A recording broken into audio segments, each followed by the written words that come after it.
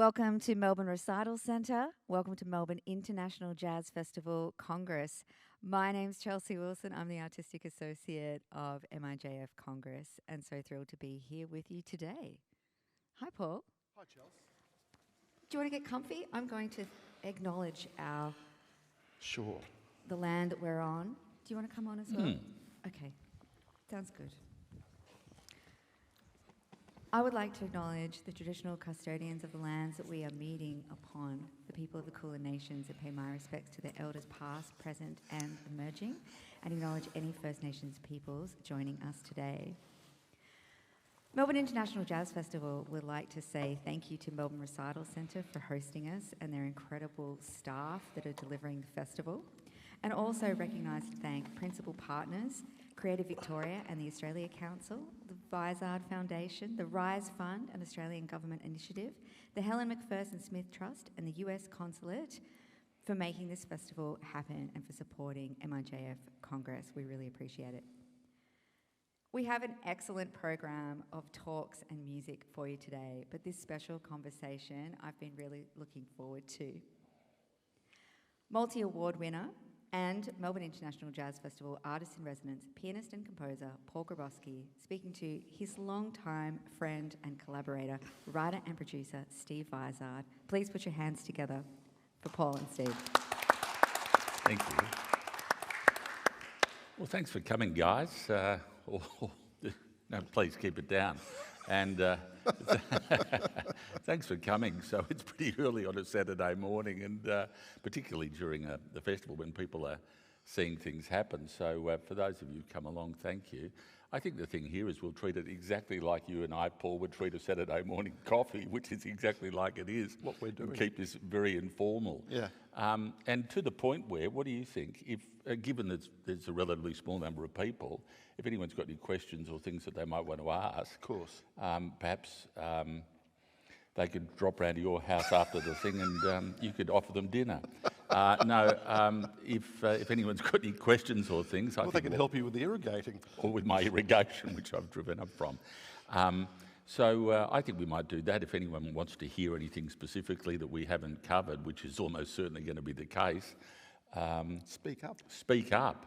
I might every so often just ask if anyone's got a question on any topic, and we don't even need microphones particularly because literally we'll be able to hear very clearly. So good to see you, mate. Here we are, mate. How's COVID been for you? It's been a strange couple of years, I think. I think for the whole industry, it's been a time of crisis. Yeah. I mean, the performing arts, as you know, are a kind of fairly fragile ecosystem at the best of times, and very much postulated on the whole idea of people being available to come and see shows, and shows being allowed to be performed. The idea of a performer and an audience. And both of those particular ingredients were removed from the equation, so there was effectively a complete shutdown globally, not just in Australia, and that's never really happened, I think, ever, possibly in the history of civilization at all, that all performances have ceased. It's like a Taliban wet dream, isn't it? To shut down all kinds of performance. Everything, the lot. Yeah. So how did you keep yourself busy creatively?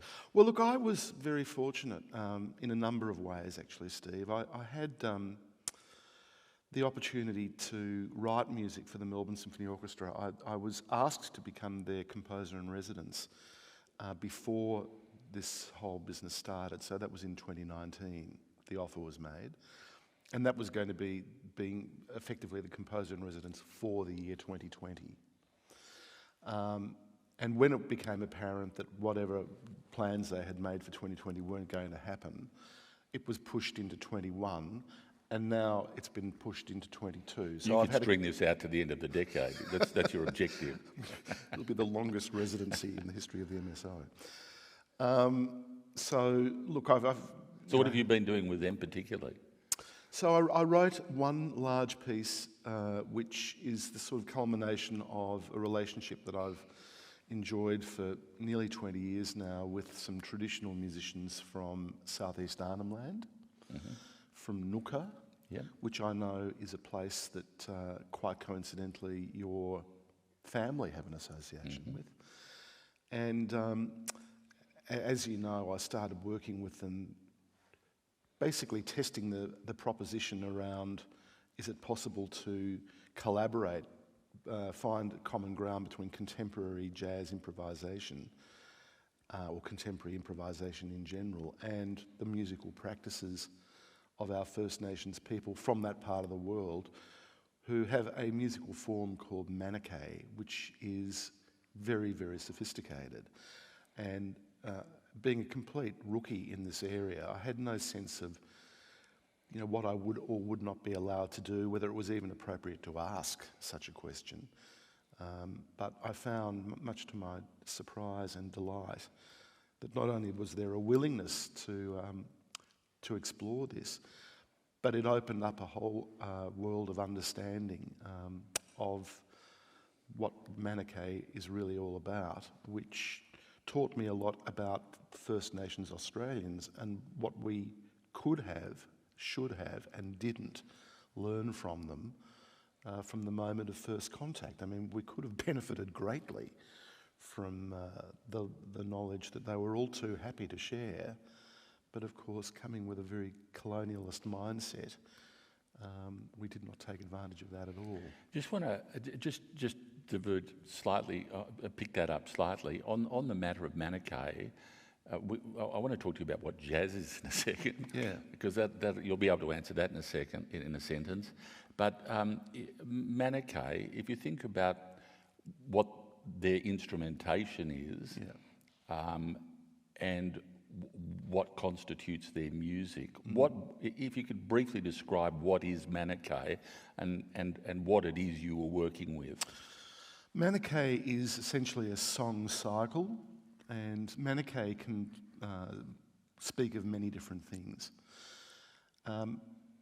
Some people might think that these traditional modes of music making are some kind of fossilised, ritualised thing which essentially doesn't change from performance to performance. It's always rehearsing the same material.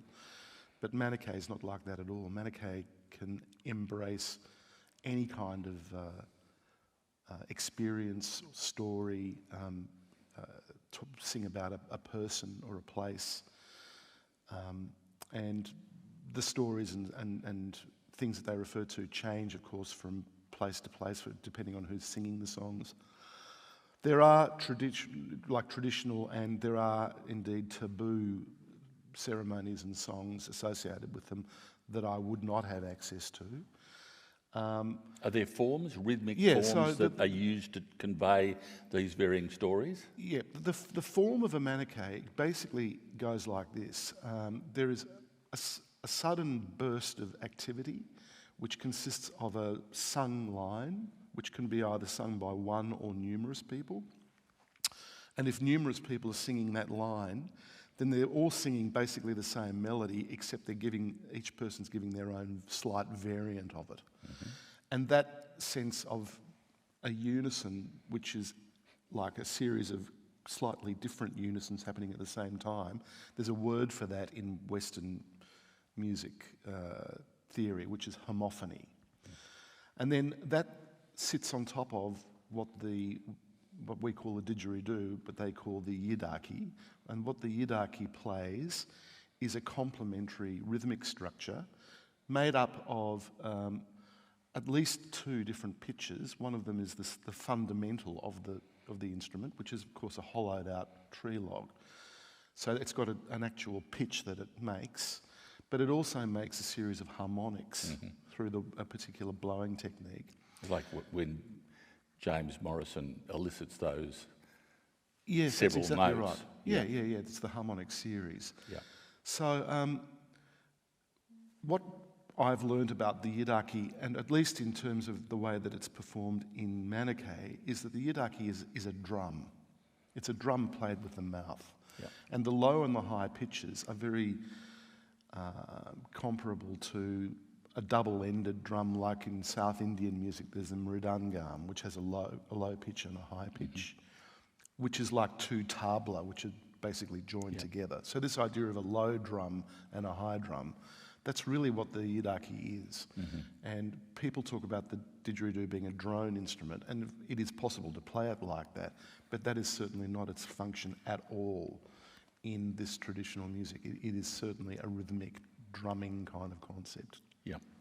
So that happens, it's really kind of extremely intense and quite short, and normally accompanies a dance move in which This is where you came in. This is where I shine, of course. Yeah. I'm a known First Nations dancer. Yeah. Greatly respected. But I'm not going to demonstrate it now because I'm not allowed to. No, sacred. Yeah. But the dancers move very quickly towards the onlookers. So they come at you. And then, you know, so it's about garnering your attention. It's about a burst of there's a gesture, being present. And there's an actual choreography. And you know, the dance relates to whatever is being said in the song. And then at the end of this thing, it might only last for like 15, 20 seconds. There's a cadence. And, you know, where the yidaki and the singers kind of converge on this point. And then there's this beautiful trail off vocally. All these different sections have got terms too. There's an actual word for all the different sections in their language. And then after the end of that, there is silence. There's an absence. Or people just get about what they were doing, having a conversation, having a cigarette, you know, having a cup of tea, whatever. And then at some point, it starts up again. So it's this stop-start thing is an amazing form in itself, because the activity which takes place and the absence of activity are both really important factors in this. I mean, that's the sort of binary which is being proposed by Manichae, that there is this thing that happens which is so intense that it completely takes you away. It occupies you, consumes you. Yeah, I mean, the other interesting thing about that is that it might be an absence of music, but it's not nothing per se, because it's actually getting about with normal life. And I guess that's the other point too, that the music and culture and art are intimately bound with life, with living. And that's the whole message of Manichae. You know, when I started working with these guys, of course you don't know, as a Ballender, as a white person coming into communities, how seriously are you going to be taken? Are they going to see you as just yet another white fella who's going to try and tell you what to do?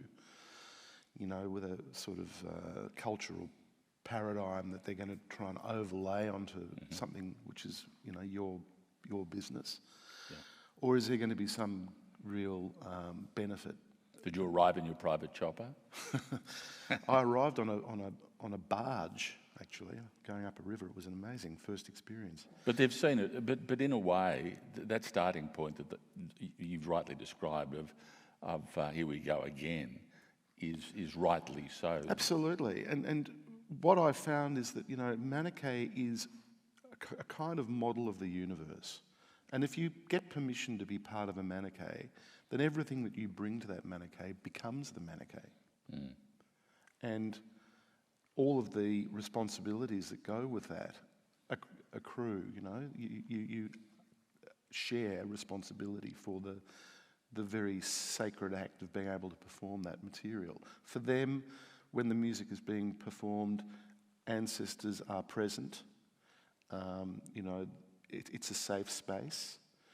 And they are, in particular song cycles that we've been dealing with, singing about the creation of the world, the naming of things, an ancestor figure called Jawulpara, who you know, takes various different forms during the songs. And just Jawulpara, you know, he is in a sense all aspects of the universe. I mean, you and I have looked at you know, as things to do with particle physics and you know, dark matter and things like that. In Manichae, everything is relational. Yeah. So and this is really the point in First Nations thinking, that all things in creation, everything that we know, is only significant in its relationship to something else. Yeah. And we know from the most arcane explorations of particle physics that some people maintain is the structure of dark matter is relational. It's all relational. It's relational. It's vibrational and relational. I want to this whole discussion and you doing that, thinking about that, listening to that. It's a long way from a young man growing up in suburban Melbourne listening to music to midnight, was it? It was. That famous program, which you reminded me, started with Arch McCurdy. Arch McCurdy. I picked it up during the Ian Neild period, into Ralph Rickman, and then got on to Jim McLeod when Jim started to broadcast on the FM network. If you're not aware of it, this was a radio program that the ABC used to broadcast. Well, did it start at 10 o'clock on every night, every Monday to weeknight, Friday. Monday to Friday. They'd have a music to midnight, started at 10, ended at midnight. And I guess it was national, wasn't it? And it was national. And it was just literally playing jazz. I started listening when it was Arch McCurdy, I think. Yeah. And his version of it was probably now more middle of the road. It was Cleo Lane and John Dankworth. Well, that's sort of what Ian Neild played too. I would describe what he played as mainstream jazz. And I learned to identify, because I was such I had a very good ear for music. Really? Yeah, strange about that. You should get into it. You should pursue that. Really. It sounds like the most ridiculous thing in the world to say now. But I had a very good musical memory, and I learned quite early on through listening to that program to be able to recognise certain people through the way they played, having heard them a few times. So people like Oscar Peterson, for example, who you got to hear a lot on. Or Dave Brubeck, they played a lot. Dave Brubeck, the Modern Jazz Quartet. Yeah. Or Australian musicians like Don Burrows. You used to get played. They played Don Burrows a lot. Yeah, and George Goller. Yeah. Judy Bailey. Yep. So these were all names that got introduced to me when I was a young teenager. Yeah. And that was my favourite thing. I'd do my homework and then I'd go to bed and listen to music to midnight. Would you have a transistor, would you? Yeah. Under the pillow. I did too. Yeah. I had a little radio beside the bed, and that was the world that I inhabited. Yeah. I loved it. And so that was your earliest encounter with jazz? Well, not my earliest, actually. The earliest encounter I had with jazz must have been when I was pre-verbal, because according to my mother, the first thing I ever said, and this was when I was close to 2 years old, so for the first couple of years they thought, what have I got here, because I didn't really say anything. Yeah. We were down at Point Leo, and on a family holiday, and remember they used to have tannoys outside the Surf Lifesaving Club, and they'd be playing. Stay between the flags and playing the radio. But the tannoy. And then they'd say someone's drowning occasionally. That's right. All of a sudden, I blurted out, "Take 5." Because Take 5 was playing on the tannoys. Because it was a pop hit, you know. It was. It's actually got radio play in 1960. Yep. So, that was great for my parents. Take 5. So he can say at least 2 words and relates to that piece of music. How the hell does he know that it's called Take 5? But apparently what I'd been doing, is listening. So my gathering of information, the beginning of my accrual of any kind of knowledge about the world was basically done through my ears, my eyes.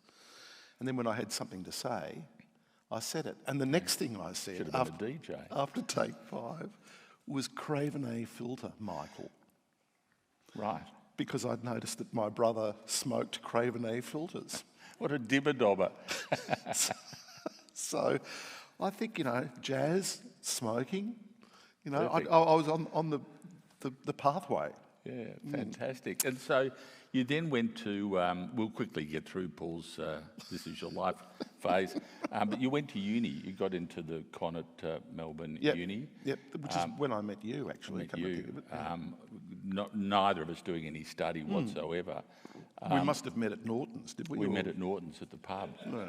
That's regularly. That's the only place we met. That's the only place. Well, you never went to any lectures. Not that I recall. The only thing I remember about you is that at the con this is at the formal part, is that they saved up an enormous amount of money to acquire a new Steinway. Yeah.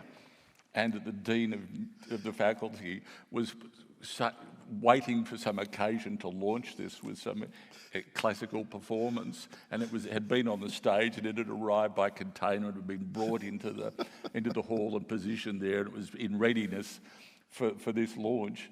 And he walked in one lunchtime or something to find you playing jazz on his precious piano before it had been christened, and all hell broke loose, as I recall. Yeah, he came and he stormed into Melbourne Hall and said, "No jazz will be played on this instrument." That was Max Cook. Yeah, no, I remember that because the only reason I remember that is because you came over the pub and downloaded all the information. You'd just been abused by the dean. And I think that was pretty much the end of your academic career at Melbourne University. You know, funnily enough, it was almost. I mean, my first year at the con, I did very well. And I was still kind of, you know, with my wonderful teacher, Mac Yost, and you know, still very, very much involved in classical music and practicing a lot. And I did a very, quite a ambitious final recital for my first year recital. What did you do? I did the Alban Berg Sonata, and I did the Schumann Papillon, and I think I did a Bach suite, maybe. But look, it was grown-ups music, you know, for sure. Yeah. And but you know, as I got more and more into jazz, I got less and less interested in continuing to play classical music. And in those days, there was nowhere to study jazz in Melbourne. No. So by the end of second year, you know, we'd started doing the Hardy Perennials. We'd started doing reviews. We were doing shows. We worked out we could get paid money if we went around to country pubs and any pub and did these shows, and we get paid a fortune. Yeah, it was great. It was great. We had a sort of university review, basically it was, and yeah, we did a lot of rural Victorian gigs, and it was fantastic.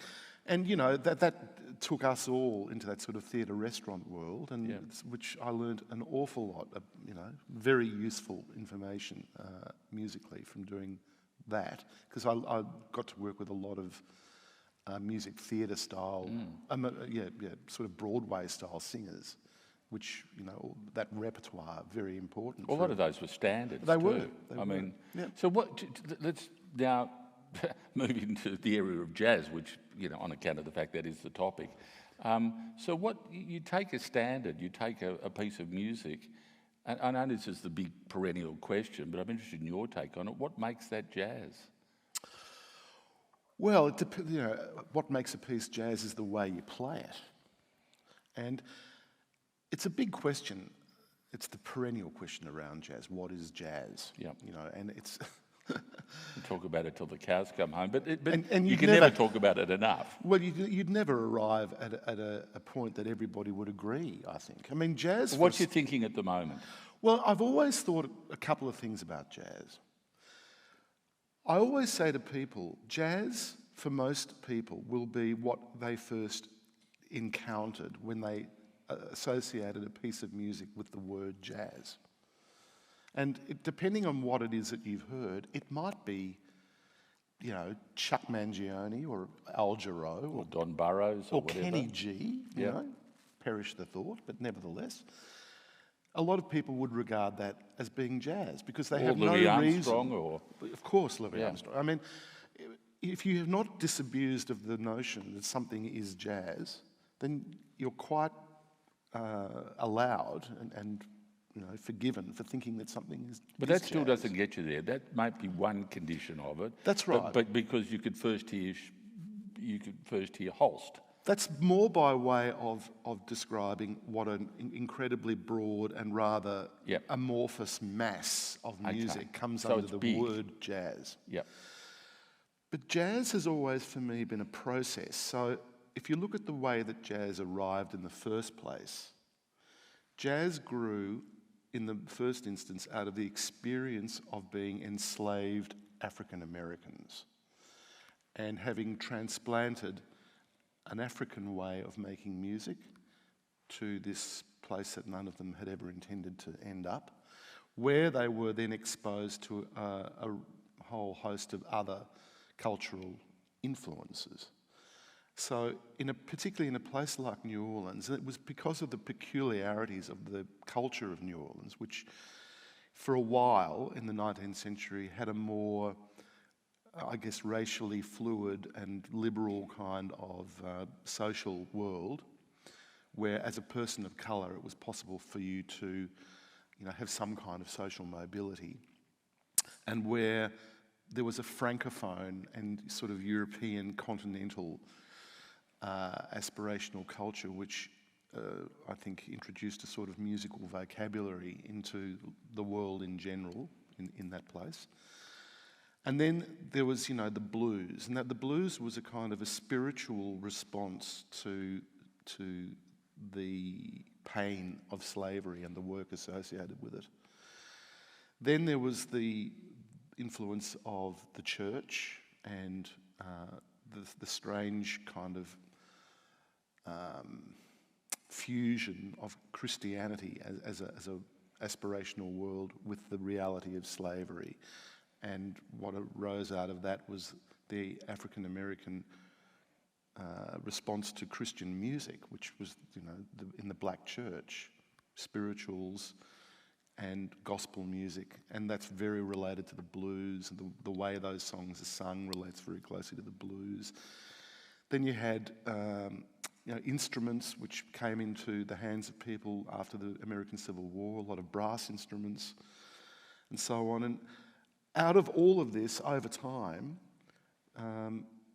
various kinds of music took root. And at some point, and this all predated the recording of music, the great irony, of course, is the first actual recording of jazz, which is by the original New Orleans Dixieland band, was a jazz band, was an all-white band, 1917, Livery Stable Blues. And just on that topic, do you think that sort of, the idea of a lament and it is, an absolute yearning for freedom and a yearning to be free, as sort of as a touchstone as a source of music and as a subject matter of the music, actually also became present in the freedom within the music to experiment, improvise. The very idea of freedom as a goal becomes freedom as expression. I think that's absolutely central to the whole history of jazz.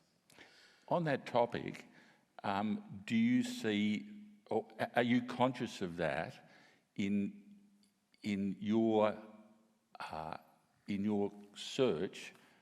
Not conscious, not deliberate search, but in the way you've gathered up your own version of what it is to play jazz in Australia, working with First Nations people here. Do you see that as some kind of direct extension, conscious or otherwise?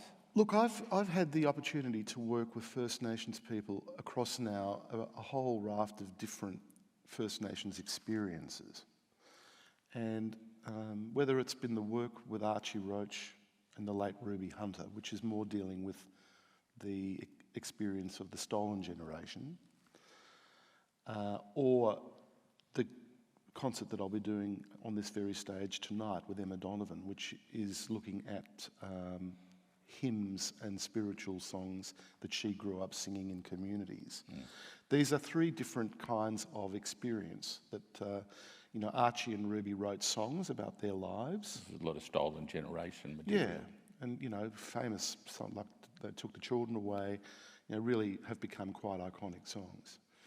and you know, there's a pain and a sense of loss, but also a sense of redemption and forgiveness in all of that material. I mean, Archie, you know, some of the earlier work is full of anger and you know, and this real pain and loss. But as he got older, there's a feeling of hope and definitely of forgiveness and of what we should regard as the important things in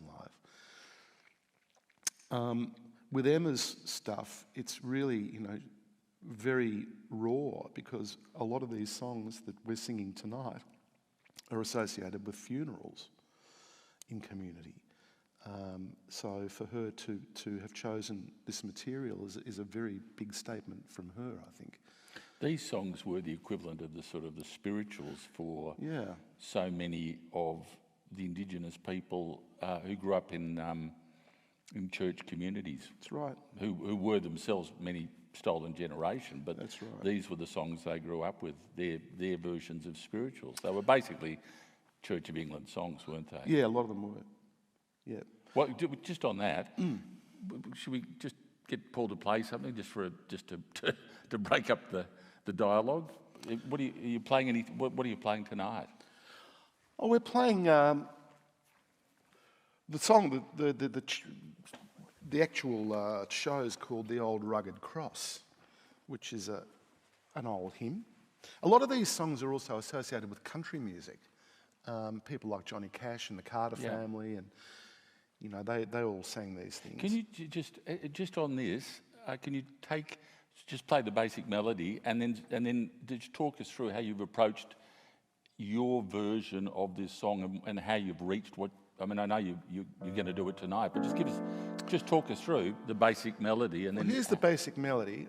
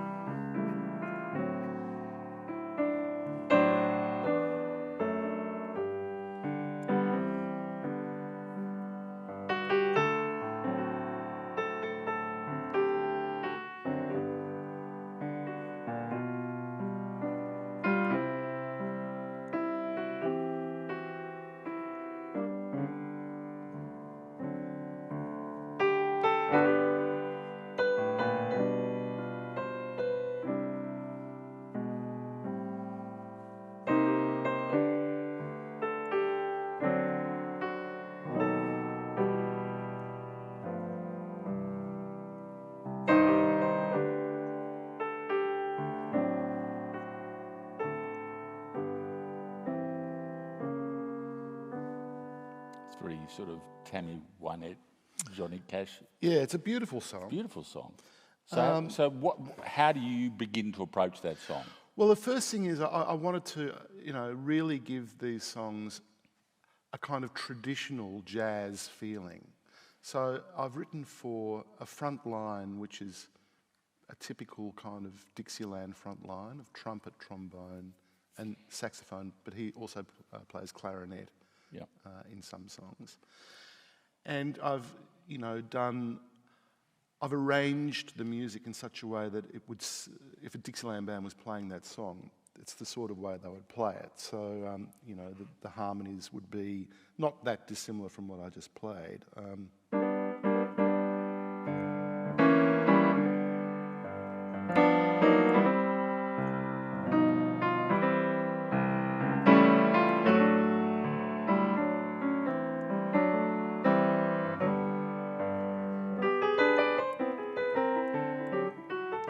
You know, I mean, the thing with these changes is once you get into the improvising,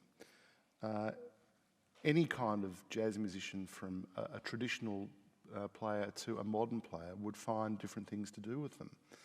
They're very strong harmonic structures.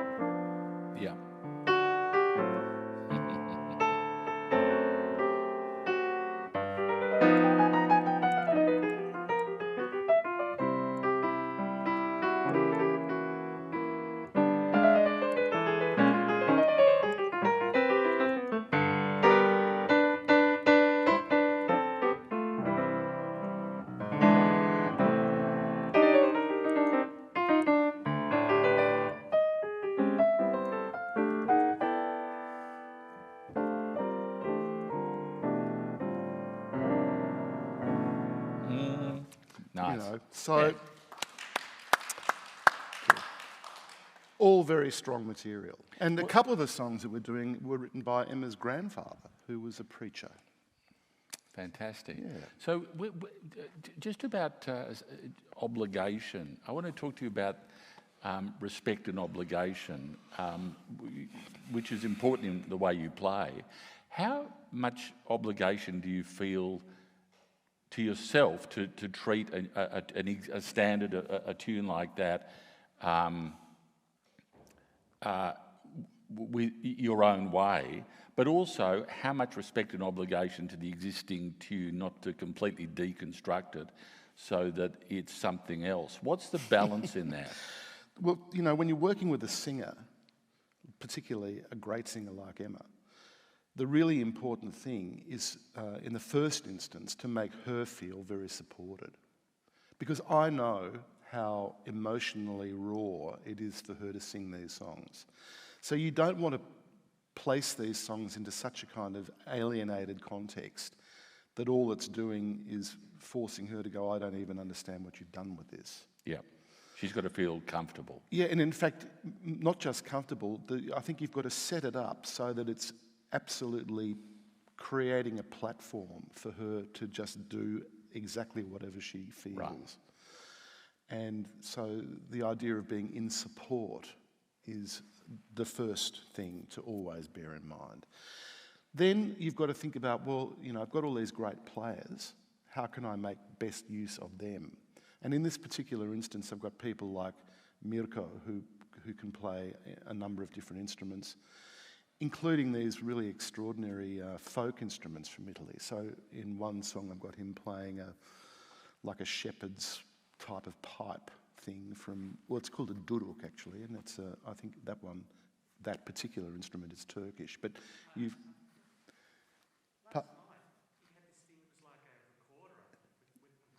Yeah, that's it. That's a duruk. You're right. Yeah. What does it look like? What is it? I didn't. It's a wooden double reed instrument. Yep. Like an oboe or something. Yeah, but like a folk version of that. Yeah. And it makes this very haunting sound. And, it's a sound that you would associate with a shepherd. Yeah. Or a goat herd out on the hills of, Anatolia or, in, Sardinia or somewhere like that. Really plaintive and beautiful sound. So, there's the opportunity when you're working with musicians like that to really create a world of colour and dynamics and orchestral kinds of sounds that, again, lift the music and take it somewhere else, but not that far that it's going to be making the singer think, wait a minute. What the hell? Come What back, is this? Come back. You're leaving me behind here. Yeah, so that's basically that's the challenge, but it's also the opportunity with dealing with that sort of music. Now, on the other side of the equation, I've dealt with other standard material, like one of the projects I did, which was a foundational project for the Australian Art Orchestra 25 years ago, or 30 years ago, was Ringing the Bell Backwards. And in that, I dealt with European popular songs of the 1930s and 40s. But because there was nobody singing the songs, I could really afford to effectively deconstruct them or place them in very unusual sonic contexts, or use the music as a way on creating a commentary around the ironies associated with the songs and where they arose, particularly a couple of the German songs from that period. And, making a kind of a political statement with them. And again, working with great musicians, but you can afford to be more gloves off in a situation like that. You don't have to, carefully tiptoe around the original material in the fear of offending somebody, or of a singer not knowing anymore where they fit into something. It's much more free range in that regard. I'm going to ask if anyone's got any sort of comments or questions I want to ask, but before I do that, I'm interested in if jazz is indeed, as you say, this viral thing that spreads and slightly mutates, so people have got their own it's probably completely the wrong analogy at this time, but so that we have Brazilian versions of this, and and each is valid and true in its own way. Why is it that when we think of jazz standards, we don't have the equivalent sort of addition to the great songbook? We always go back to the great American songbook. Why is it that the canon of jazz is still the American canon of jazz when we look at standards? And if what you're saying is right, we should have seen this proliferation of versions of that elsewhere. How does that happen? Well, look, I think whilst what you're saying certainly holds true for most of the music recorded up until, let's say, the year 2000, for want of it's a fairly random selection, but anyway, I think the generation of, millennials and post-millennials who are playing what they regard as jazz are definitely as interested in more recently written popular music than they are of the great canon of Cole Porter and Rodgers and Hammerstein and Jerome Kern and Hoagie Carmichael. Mm-hmm. I mean, for you and I, that was our bread and butter. Mm. And I still think that in American jazz education, most students would be very familiar with the standard repertoire, because it's part of the American attachment to an art form, which after all is an American art form in its first instance, and indeed I would argue strongly that it's an African American art form.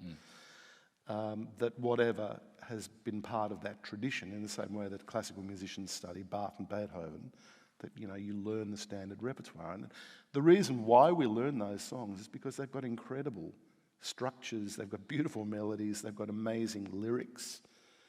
I was just thinking about a song that I will play at the end of this, which is Every Time We Say Goodbye. It's a beautiful song. Yeah, beautiful song and beautiful words. Yeah. Every time we say goodbye, I die a little. Every time we say goodbye, I wonder why a little.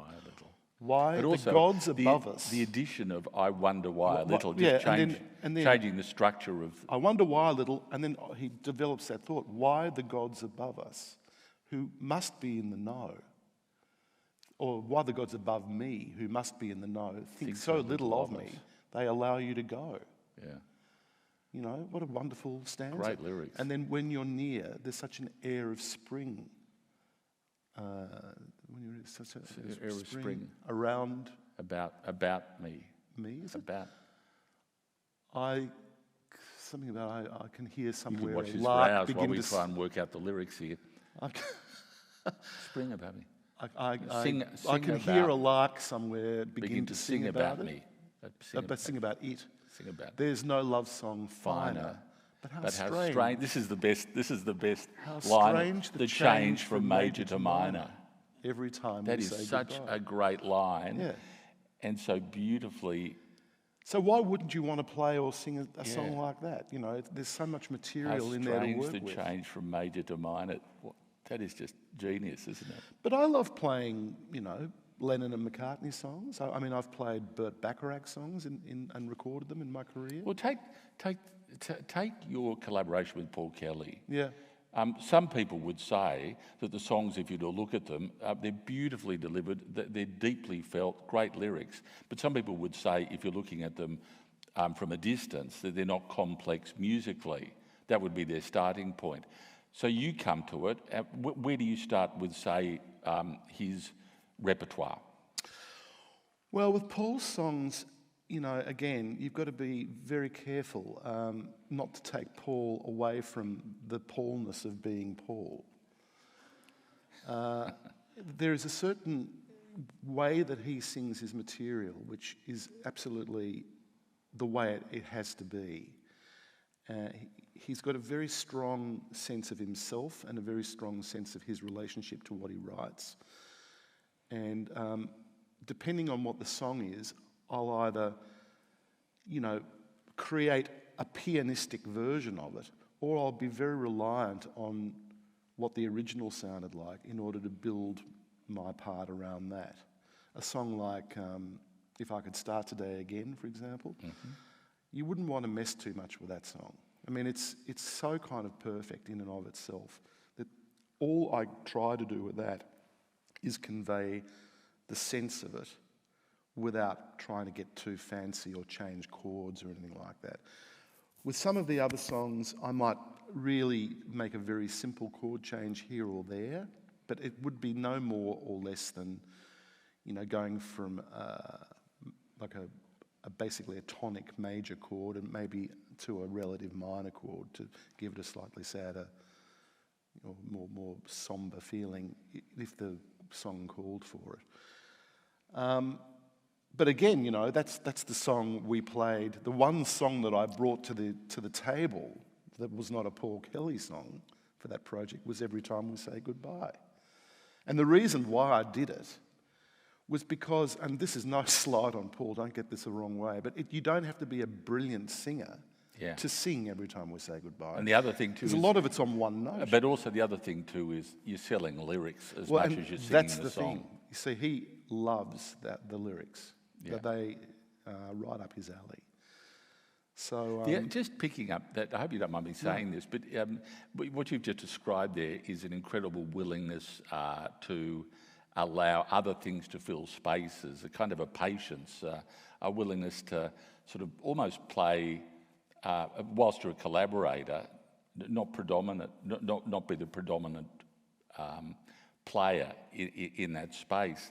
If I remember you when you were just starting out, there was, and it's like we all were, there was a desire in every song or every performance that this is the last thing I'm going to do, so I have to display everything in every moment. That's right. And so, I guess if I'm an observer of your career and your performance, you've become much more mellow and much more willing to allow the space to be filled over the longer duration. That's a lovely thing to hear. I do think, I look at my sort of trajectory as being a kind of reductive process in a way. Soon you'll be just doing that. Hovering. Well, for people, and obviously there was somebody who was there last night asking about the duduk. I don't know whether it was because the act of playing itself is such an emotional thing at the moment because we have been kept away from it. But there was, I felt that the band reached, and that band, Torrio, which is a trio with myself, Mirko Guerini on various wind instruments, and Nico Schäuble. And Nico and I have been playing together for many, many years. In fact, Nico was the drummer on our Tonight Show for a while. Yeah. But Nico and I have got an almost, we laugh about it, but it's an almost astral communication that we have when we play. We're able to play things which you couldn't possibly sort of discuss or notate, and they happen simultaneously, and it happens quite a lot. So we're sort of inside each other's heads musically. But last night, I think we were reaching these sort of moments of stillness, and the kind of happy place that we were was pianissimo, which is very unusual in jazz. I mean, jazz is more often than not quite loud music, not as loud as rock and roll, but nevertheless, and pianists often have to play really heavily into the piano in order to project above all the sort of noise which is happening around them, which means that for a lot of pianists, they end up losing the subtleties of touch if they're not careful. Because it is possible as a pianist to play to really project and play a good forte at the piano without bashing into the keys. It's true what you say. Most people's version of a band or a unit that's humming is where, when they're in that moment, is when they're really pumping, isn't it? Yeah. That's when, but most people's version of an outfit that's going is when they're really pumping along, which means everyone's bashing it out along. If you listen to a really great pianist like Keith Jarrett, for example, or Herbie Hancock's another one, Brad Meldau, they can play incredibly intensely, and the band are kind of really going hard. But it's never an ugly sound which is being made. No. Because of the way that Keith, or any of those pianists use their whole body to play into the key. They're not trying to bash as if they're trying to play an old typewriter. Have you ever made noises while you play? Oh, I do the whole time. I mean, noises coming out your mouth as opposed to other orifices. But do you ever... Are you a... I'm a grunter, yes. Are you? Yeah. When? Oh, the whole time I'm playing. It's completely unconscious. But You're not as bad as Keith. No, Keith takes it to the next level. Yeah. But he says about that it's part of the ecstasis. Yeah. That it's a spontaneous thing that happens.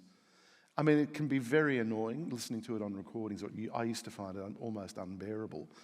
These days, of course, the great tragedy is a kid can't actually play anymore, which is incomprehensible to me. But I would forgive him anything now. But one of the things which you can never, ever take away from Keith Jarrett is the extraordinary sound he makes at the instrument. There is no pianist like him. Sublime, isn't it? It's absolutely extraordinary. Has anyone, we're just rambling on, but has anyone got any questions that they want to ask of Paul? Anything?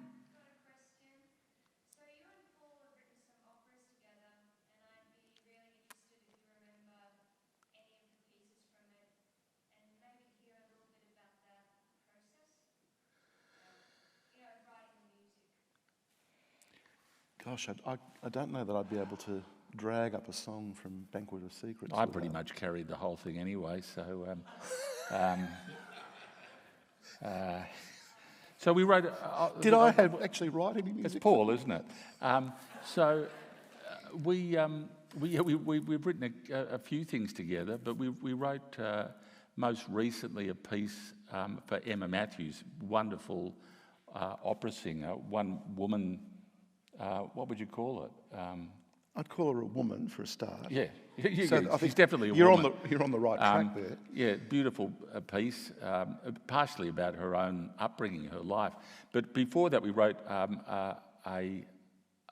opera. It was only for 5 people, and it was called Banquet of Secrets. And in a nutshell, I'll just tell you briefly what it was about. It's because it was based on our own experience. I'll come back around 1 o'clock. Yeah, would you mind? Yeah. So Paul and I were at uni together with some other guys, and this was the premise of the opera was about a group of friends who would meet. We meet more frequently than this, but they meet once a year, every year at the same cafe that they were at when they were at uni, and every year they have a catch-up. And they have a meal like they've always had. So this particular year, they're sort of our age now, and they've been doing this every year. This particular year, the friends meet, and they decide that one of them asks a question, is it possible that friends as old as us could have secrets from each other, because we've known each other our whole lives. So they challenge each other over the course of the meal. As each course is brought out, one of them will tell a secret that they've never told anyone else over this meal. The opera's called Banquet of Secrets. So each of these 4 friends, and then there's a waiter as well, divulges a secret. And the final secret that one of them divulges is that this is going to be his last meal, that he's actually dying. And so it's a comedy. And so Paul... but it was it's based on our friendship. That last high kick routine in the mall is one of my favourites. Fantastic, isn't it? So Paul wrote some beautiful. Each person's secret has a beautiful aria, really, isn't it? And one of them is he's going to walk the Camino. Yeah. The Camino. His wife died, and he's going to walk the Camino. You wrote a beautiful song for that. I don't think you'd remember it though, would you? No, I haven't played it for ages, and you know, I don't even remember Banquet of Secrets. Did we write that? Yeah, we did. Right. And it was a beautiful performance. But so as to I'm filling in here, but as to how we did it, I wrote, I'd say I wrote 70% of the lyrics first, and you wrote the music after, and then I'd modify it based on you having completely got all of the meters wrong, and no, and then Someone turn his mic off. and then the other ones you wrote some really beautiful melodies, and I'd write It's very kind of you. the lyrics based on those. So Which were not so beautiful, as it turned out. as it turned out. But yeah, we had a stellar cast. No, it was wonderful. It was. I must say, I loved writing that, and it's a beautiful story. And I was saying to Steve yesterday, actually, that I hope it gets another airing because it's, you know, audiences loved it.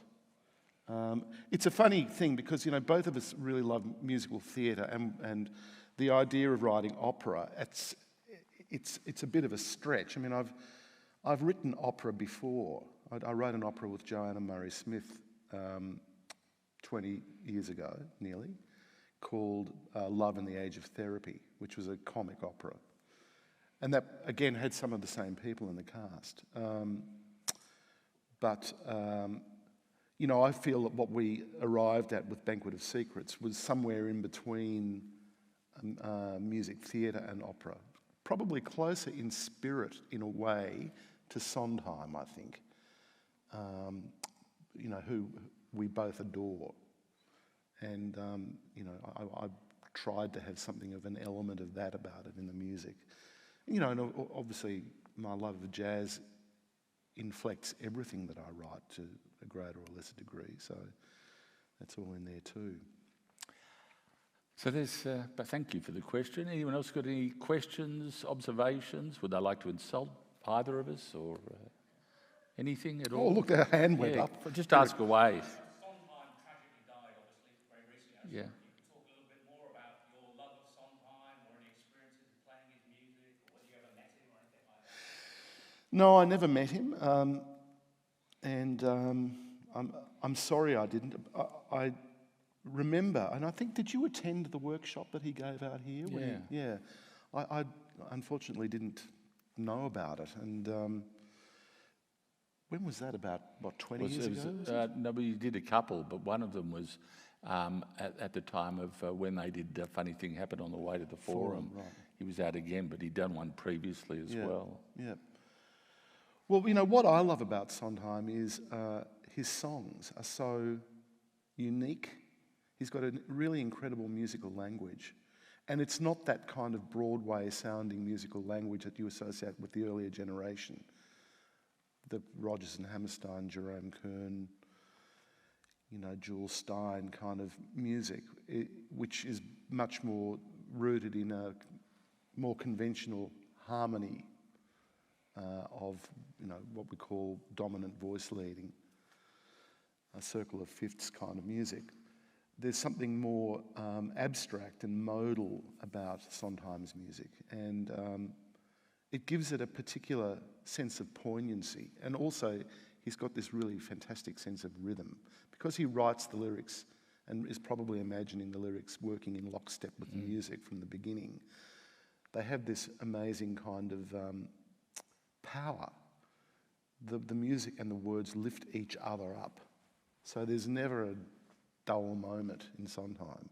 It's always 100% on from a He says musical this point most of view. amazing thing, just from a lyricist's point of view, about, and he's really the person who explains it best when asked, you know, what is it about writing lyrics that's different from poetry or other things? He says they're fundamentally different because unlike a poem where you can stop and start and reread a line and take your own time, basically the reader's in control.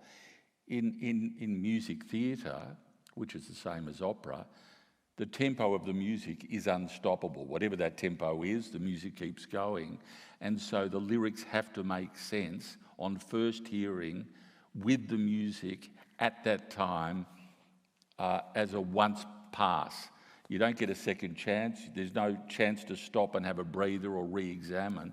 That's the pace it happens at. So you can't overwrite, you can't be too complex, and that's why the unison of his music and the lyrics is so fundamentally perfect, isn't it?